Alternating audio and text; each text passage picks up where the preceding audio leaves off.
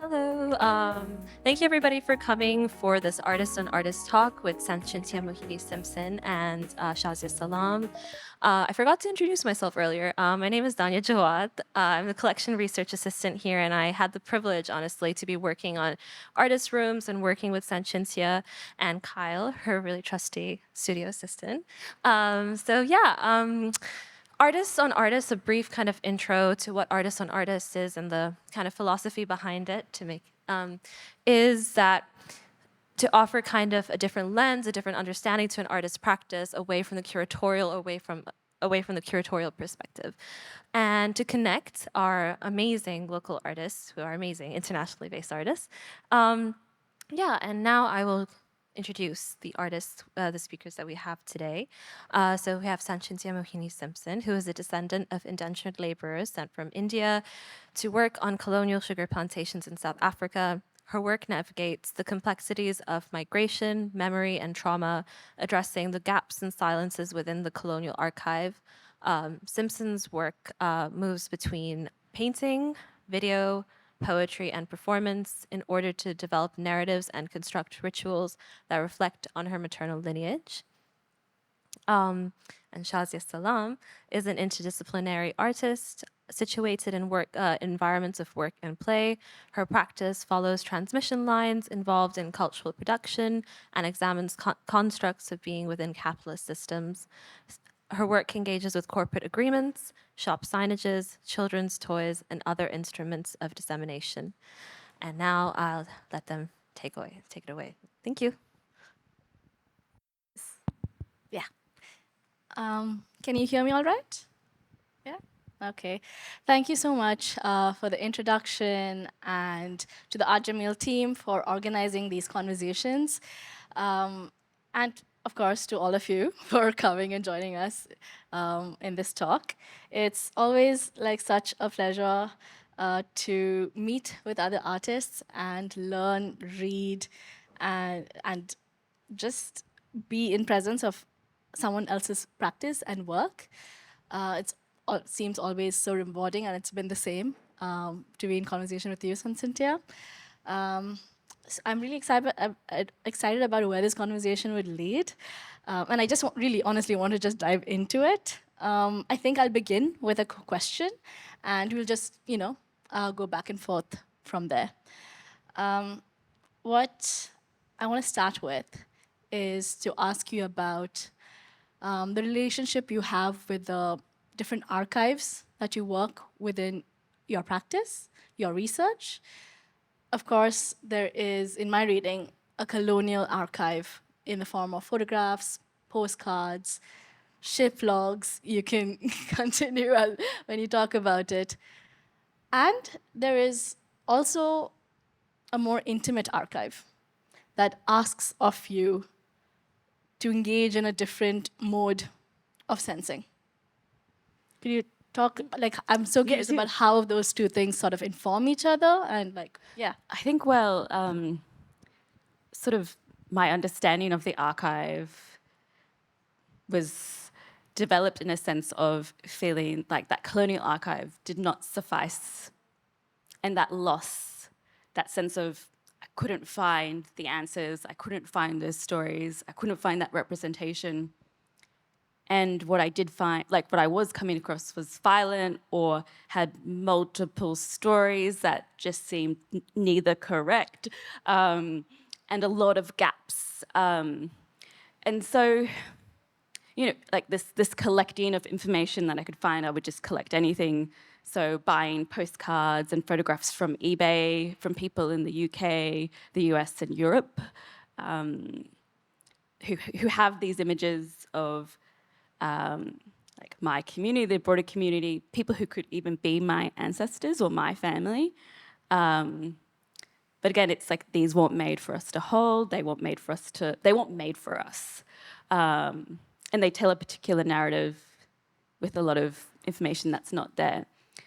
So I was trying to find a way to, I guess, think, okay, well, this system exists, and obviously I'm not going to find answers here. Let's try think about different approaches. And I was like, oh, well, we have memories and smell, and we can hear sound, and sound can be an archive. Like thinking, like, I guess, in terms of the intangible.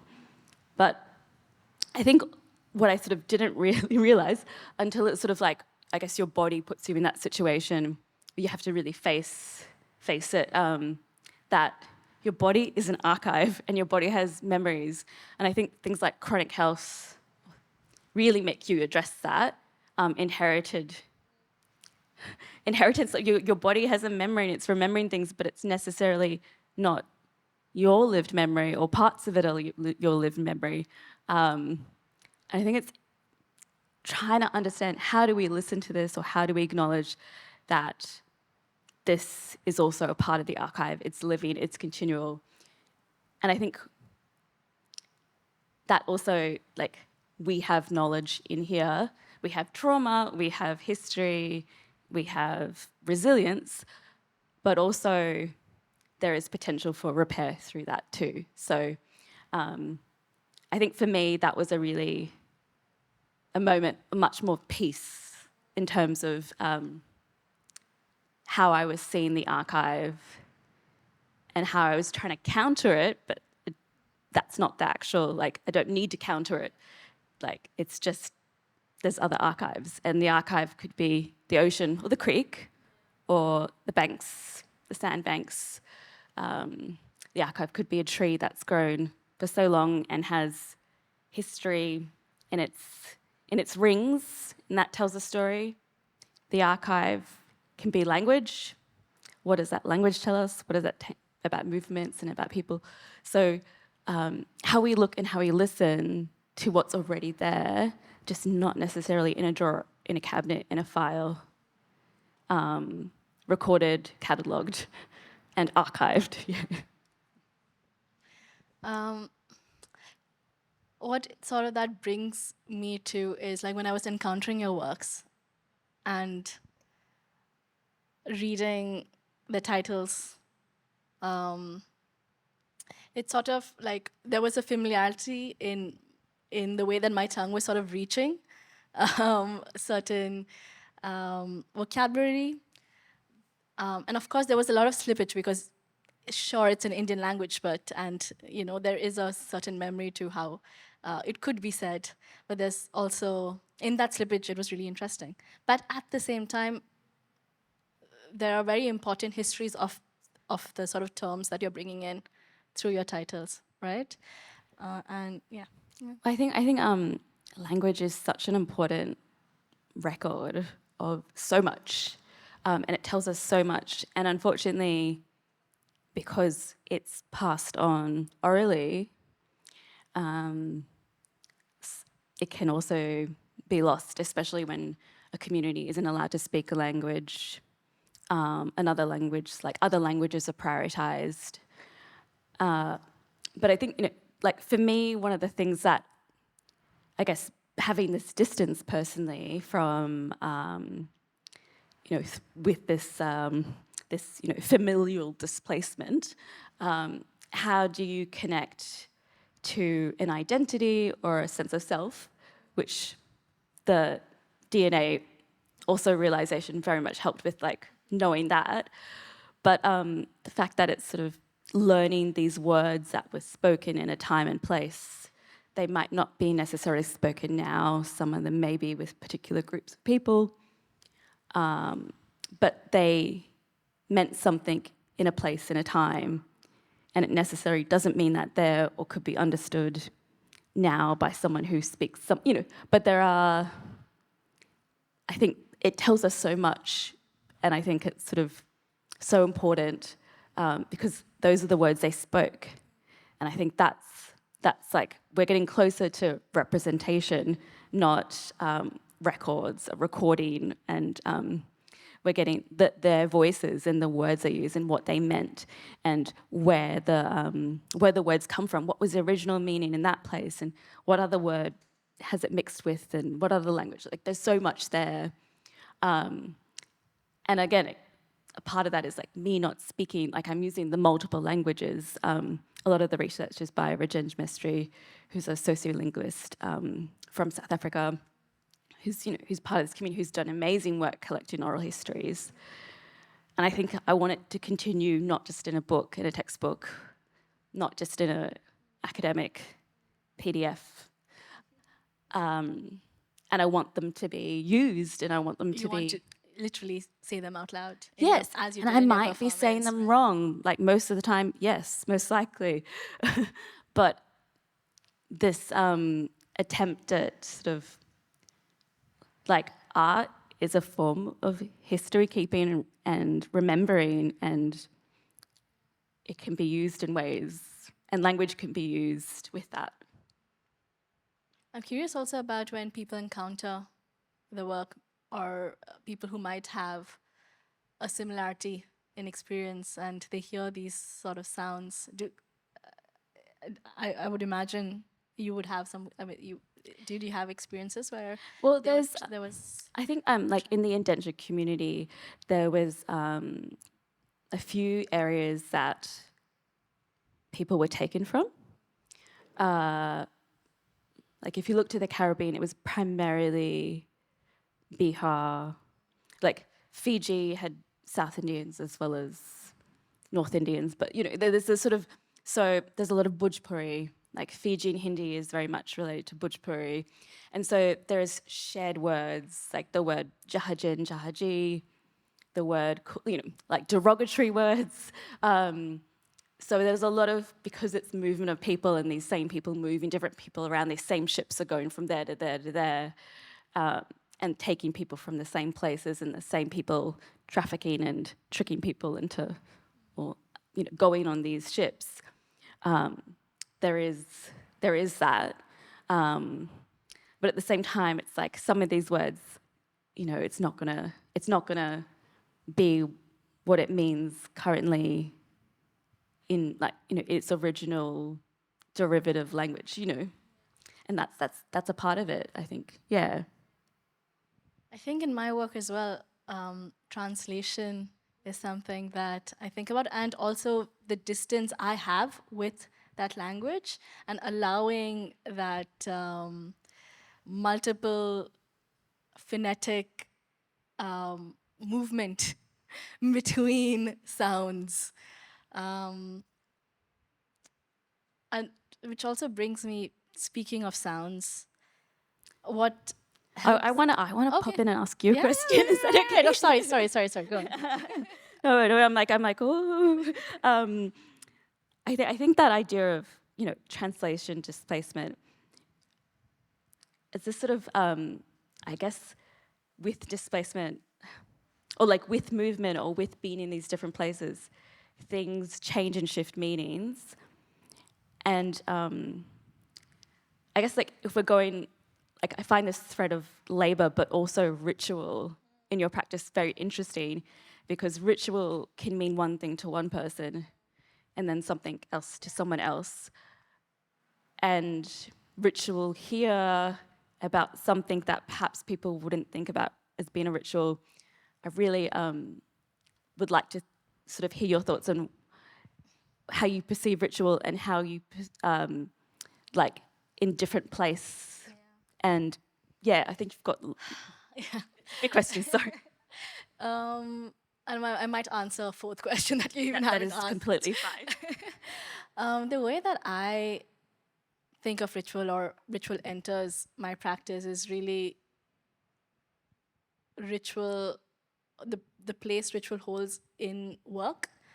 And I'm talking about like very sometimes corporate work. One of the, Voice Over Voice, which is a project that I did with voice actors, came from a ritual of going to work and listening to the radio every day, and having those voices be an introduction to my day. Also during that sort of project, a lot of the conversations I've had with voice actors were rituals that personal rituals that they've taken up in caring for their voice to be the most efficient worker to have their bodies function in a very specific way. So yeah, I think that's how I sort of let rituals enter the way in the performance of ritual in labor to to mold your everyday in a certain set of like behaviors. The rituals that exist that we necessarily don't think about as rituals, like South Asia, they love, it's very full of rituals, but rituals being in what it exists to be, to perform labor or to do these processes or be part of these systems. Because I think I was reading you sort of using the word programming, Yeah. a programmed Yeah. labor as, And looking at ritual as programming, which is, I guess, I don't know if might be a twisted way of looking at it, but it's sort of entering a certain reality, like conditions to enter a certain reality, and what would they be, you know? And I guess one of the things I was sort of interested because in terms of being in multiple places, working and traveling and studying, how does it affect your, do you feel like that has impacted your perspective on ritual and how you look around you and how you look at, for example, labor, your labor, others' labor? Absolutely. I've lived in cities all my life, and a lot of my practice is informed by the experience of living in cities. And in I I think the sort of interest in rituals really did come from when I was living in Bangalore. And it's so funny that a kolam is With the being sugarcane shown, ash, right? yes. Not the regular ritual. But it was it was sort of like living, at least in my experience of living in India, where, as you said, a more spiritual dimension of rituals are sort of very heavily inherited and Versus capitalistic but rituals. and I think when I was started returning to Dubai, I was seeking that, and where I found it were in these spaces of work, and sort of acknowledging that they sort of do the same thing, a spiritual ritual versus a ritual that that you sort of encounter, or like you sort of create for yourself to behave in a certain set of conditions, right? So that's, yeah, sort of where I was like looking at the ritual thing. I'm gonna ask, yeah. You can. I'm gonna ask, I think I'm curious about the same for you, because also in your performance as well, there is a ritualistic aspect of creating conditions to access a certain history. I think it's that the ritual, I think, just occurs because it's a natural language and way of doing things, because it's what you grew up seeing. But then there's another part of it where in everyday existence, there's so much happening. So performing with a work really requires you to be deeply in it, and it sort of enables this, even though people are watching, you're deeply focused on this action and this, what is behind it and what is the thinking. So I think ritual is the difference between ritual and like an act is this deep, there's a reason, there's a deep reason, and there's a focus, and there's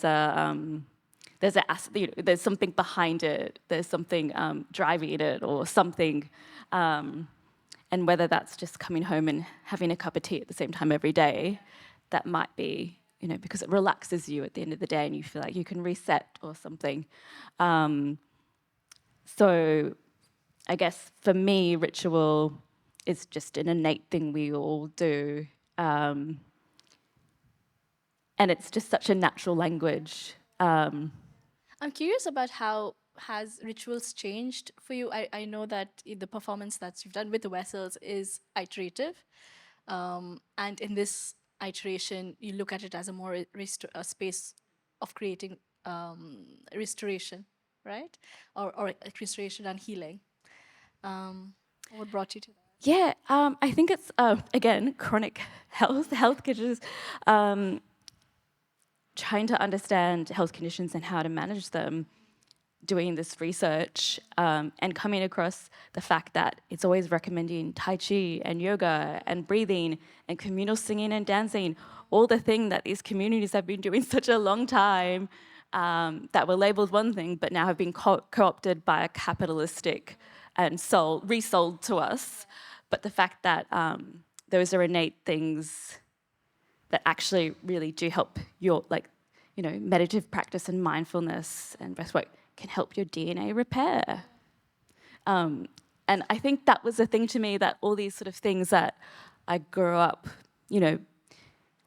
as a cultural, just existing, and not sort of taken very seriously, because I was also seeing this commodified Western version of yoga or this thing. But then fully understanding and actually experiencing how that can help your body and can help you. So kind of coming with that understanding, I was like, oh, I need to shift this, because also, this realization that this trauma or these histories are present and I need to acknowledge them and deal with them, not just talk about them or place care on other family members, but actually have to deal with what's inside me and what has been passed on, because you can't, that's the only way you can do it. And I think it's this sort of thing where, if we think about Audre Lorde, who's, self-care is an act of self-preservation. I think I've got the, it's not self-indulgent. Yeah, it's a act of self-preservation, and that is an act of political warfare. So to have the capacity to resist, you've got to be able to heal and repair. And it's not necessarily pretending things didn't happen. It's acknowledging them and acknowledging what exists, what we've inherited. And there's a great book called My Grandmother's Hands that really helped me on that journey. So I realized at the same time as trying to do this, physical work that my body was forcing me to sort of deal with, that the work had to shift, because I realized, I don't want to create traumatic work for other audiences or community who have their own histories in their bodies, but also I'm not going to make work that impacts my body in a negative way or does these same things. I'm not going to perpetuate colonial violence that already exists and that history already exists. So, a work that lets you breathe and lets you acknowledge or feel something, and through sound and vibrations and these things that have existed for a very long time, but only in modern science have been sort of acknowledged now. Okay, that's sort of like you speaking about sound, and for me, it helps to sort of for myself to think about the medium that I'm interested in looking at as voice specifically. I like that sort of constraint, and it brings in sort of networks and a history that I wanted, and also a very bodily history. I wonder, you work with sound and voice, right? And also the voice of your mother, of yourself. How does it feel working with do you feel like sound allows you to sort of access something different versus voice, or are they? I think voice does one thing, but I was using my voice to recite poetry. You can see in the publication here, I've written the poetry, and it's your own voice or your mind's voice that makes the sounds. So it's a more intimate way of experiencing that than perhaps me in my journey. But then my mother's voice is like something I've heard, it's something I know, and it's her interpretation. And I think at the time, like, that's the right thing. That was the right thing, because I was trying to understand and make sense of these things, and her voice was the voice to use, using these words, these words that were sung during indentured by our community. Whereas I think, sometimes you don't need to have a full, because the mind and your own histories and your own experiences fills in gaps or adds in things, or,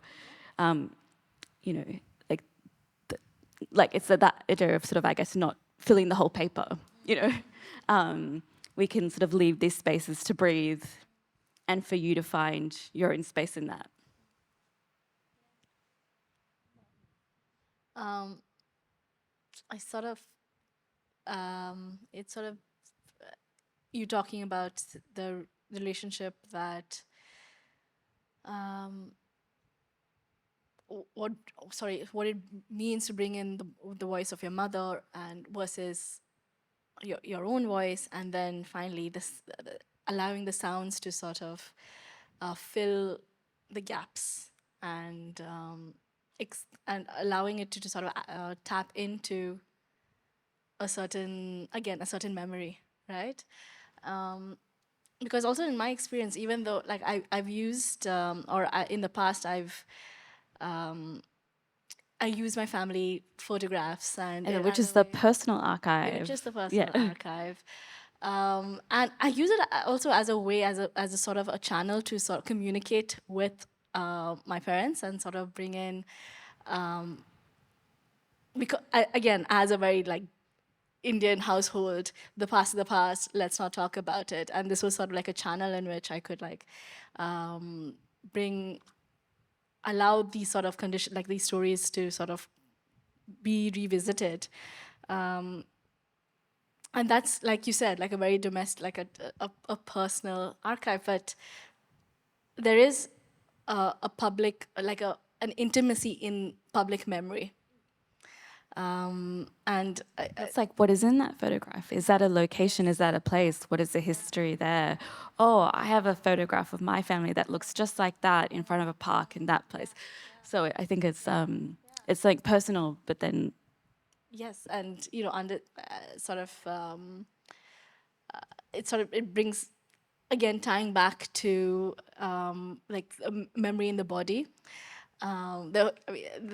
Another work that I think of as a reading of a personal archive is a work that I did about summertime in Dubai, and like what the heat feels like, and a certain so that I'll just it's hard to explain it without like explaining the work. So it's a work called what follows Modesh, which is a character, like a mascot of Dubai, and it's a script that's performed by a voice actor that again taps into newspaper articles, Facebook groups, threads.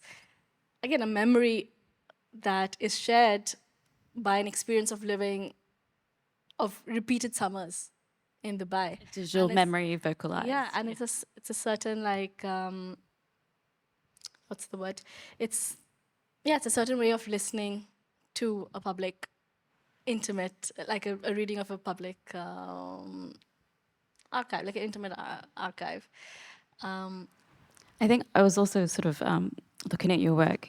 There's the object memory, so material memory, and I'd love for you to share how you've explored that, or how, I guess, that relationship, because it's, you've got the body memory, embodied memory, but then what's these other aspects, material and object, which do we think, like, what memories are hidden there, and what are you finding? And in that aspect, I think that's where play comes in my work, like, and being very like interested in including objects that need interaction and a certain memory of interacting with an object. That again, and what I have fun in doing is also presenting a form of instruction that allows you to tap into that sense of like moving your hands and moving and rules that were learned to be used in a different way. I think that's definitely like what I think about. And I think like that was a sort of another thought. Like, I think this, you know, like I've had a really joyous experience here where I've met so many people whose own stories feel like threads or connections, and so their experiences of the work have been really, you know, something that I could only dream of. Which has been really lovely to have all these conversations and hear all of this. But also the conversation's been very natural, and there's a level of understanding and from like, I guess, you know, inheritance or from these things. And I think, you know, you saying like work that you can engage with and interact with, but also, you know, objects from certain places, all these things. When you're making work, like, is there an audience, or do you feel like the work shifts in spaces? Do you feel like this is something you take into consideration? I think that there is definitely an audience that I'm also very aware that we're like running out of time, but to sort of, as a, I guess, a conclusion, um, It's a good way to conclude with the audience. with the audience, I guess. But yeah, I mean, definitely there is an audience. I do think that I am speaking with an audience that has a similar relationship with belonging and to these objects. Would- I would also like to ask you, because I don't want to like finish, because No, it's fine. I don't know if there's So questions. sorry to like cut it over here, it's but all right. We can continue like with the audience as well. Like. exactly. So given like time constraints, we can. Well, first of all, thank you so much, Sancintya and Shazia, for all of your time. And just it's so lovely to hear about your thought processes, and yeah, like it's kind of an intimate look into how you guys make the work that we're familiar with. And thank you all for coming as well. Before we close, I would like we can take one question because we're very constricted. We can take one question. So if anybody has any pressing questions, okay, here you go. Hi. I have a question. What does it mean belonging to you? What's the feeling of like belonging? Feeling comfortable, feeling understood. Not feeling to be in the position to explain. And yes, not having to explain, correct, translate. But that doesn't necessarily have to be belonging. We don't have to be from the same place. We don't have to have had the same lives. But no. So for me, I have this amazing arts community in Brisbane, and they're primarily First Nations, Indigenous, Aboriginal people. Like their histories are there, but there are things we share, and there's an understanding in this language. But again, I felt like I've made so many. I felt like a belonging here. I don't live here. I'm just visiting. But there's an understanding. I don't have to explain things. There's an acknowledgement that we have our own histories and stories, but there are threads that connect and make me feel understood, but also make me go, oh, I understand that too. So it's this, like for me, that's what, because again, like like I was born in Australia, I'm mixed race, if I'm looking for belonging in an exact version of that, it doesn't exist. And so, I have a belonging in a community, but I can also have a belonging in a sense of shared experiences, or, yeah. Very similar, yeah.